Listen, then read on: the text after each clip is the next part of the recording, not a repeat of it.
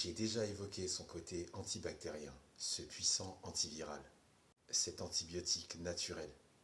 Mais savais-tu que l'ail détient et offre une double action dans ce domaine? Il exerce une action sur le taux de testostérone. Si l'ail fait augmenter le taux de testostérone, c'est donc un bon point pour prendre de la masse musculaire. L'ail a une deuxième action qu'il exerce sur le taux de cortisol. L'ail fait chuter naturellement le taux de cortisol. La consommation d'ail augmente la sécrétion de testostérone, mais rien de miraculeux, tu n'auras pas un physique de compète, comme ça, sans rien faire. Mais l'ail stimule le développement musculaire. L'ail stimule le développement musculaire en minimisant le taux de cortisol qui, lui, empêche la croissance du muscle.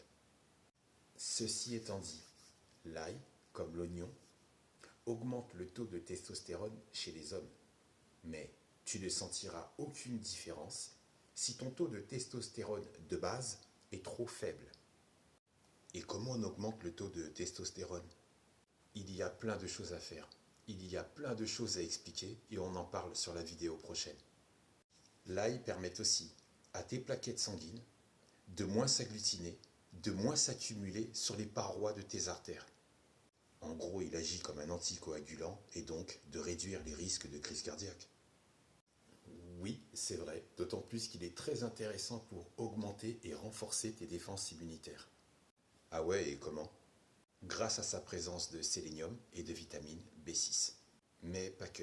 L'ail contient du potassium, du phosphore, du calcium, du magnésium, sodium, fer, du zinc, du manganèse.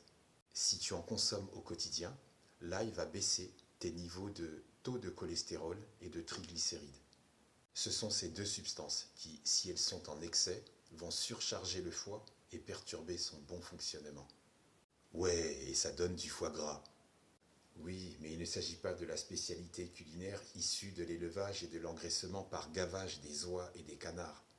Non, ça se passe directement dans ton organisme.